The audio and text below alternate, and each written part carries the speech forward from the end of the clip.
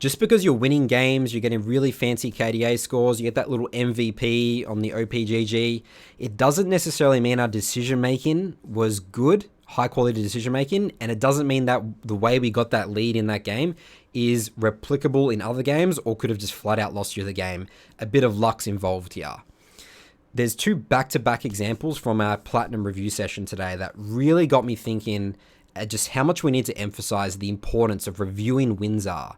It's so easy to think that, again, we've won games, we just play well, we're just a beast. You know, like, I don't know why I'm platinum, gold, silver. You know, I like, it must just be my teammates. It's like these wins are actually demonstrating more why you're in your rank than the losses. So let's take a look at these two examples. The first one here is from Ben. This is an Eve game. So let's just look at the situation first and let's break it down. So he's starting red. We see the enemy jungler start blue. So he's versing a Graves here. Obviously they're late to lane. That's obviously a leash. So our first thought should be, okay, we're matching the enemy jungler. I don't think Ben pinged where the enemy jungler started at all here. Pathing towards top, doing wolves, blue. And then now, okay, you know, set's pushed up. Let's go for a gank. You know, that's pretty standard stuff. Comes here, gets seen by the scrying plant by Graves. Graves is doing the crab.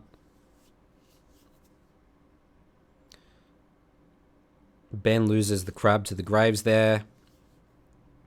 His team rotates quicker than the enemy team, and there we go. We get first blood, and then Set dies, and then we kill. And then Anivia, they come one by one, and we just get all these kills. Okay, so right now, I mean, the game's basically over, right? So the only opportunity really for Graves into Eve is punish him early game. Otherwise, Eve is actually a pretty good matchup into Graves. If Graves gets behind, it's super free for Eve.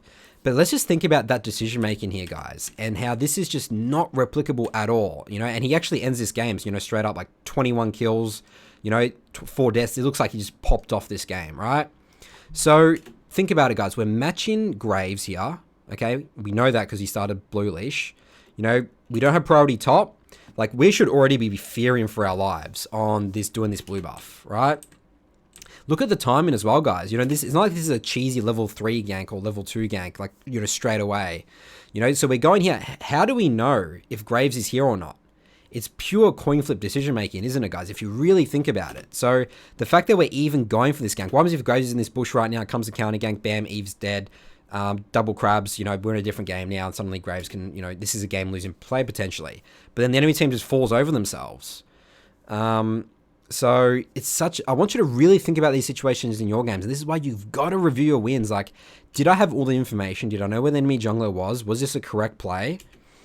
And then, you know, we just completely get away with it, you know, and we just win the game from this. Just the enemy team falls over themselves. But, you know, how do we know that Graves, you know, Graves should be invading us? Graves should be pressuring. But Graves is just showing all his cards hitting the scrying plant, not, you know, not thinking that Eve's pathing. I mean, this Graves as well. I mean, guys, this is platinum. He's probably not even checking. He's not tracking Eve as well. He's just pure autopilot. Probably on YouTube, you know, just pathing towards top. This is the first example. Let's look at another example. Again, these were back-to-back sessions. Same thing, platinum. Okay, here's Savis. This is Udyr into Trundle. He's pathing towards bot, Caitlyn Lux lane. A bit of chaos happens bot. So we know that the enemy bot lane was here. They obviously didn't leash top. So we know, you know, the enemy top lane is not here. We see that the Trundle has started red. So instantly, same thing. We're matching the Trundle. Aurelia comes late to lane, pathing towards bot. Okay, so we have no priority bot whatsoever. You know, it's 3, 3, 10. We come down here.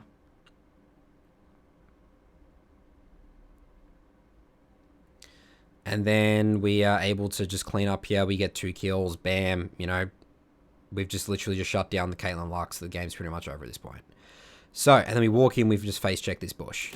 Okay, let's just think about it again, guys.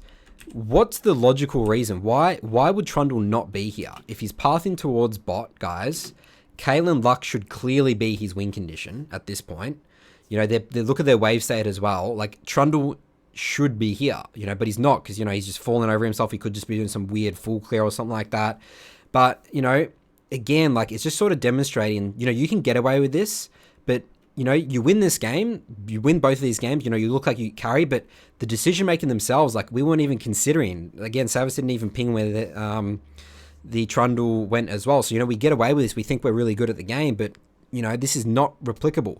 There's no reason why Trundle shouldn't be here at 317 in the game as well. It's not like he's a 6-camp jungler.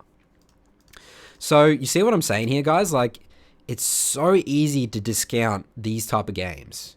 You know, it's so easy because you're like, oh, you know, I can just do this all the time, but you can't replicate this. In another world, Trundle comes here, counter ganks, bam, you get triple killed here, game's over. All right? So, really, really, I want you guys to think about, start reviewing your wins. Like, honestly, if you want to do an exercise, stop reviewing losses, only review your wins, especially the games where you play, like, you looks like you pop off, you know.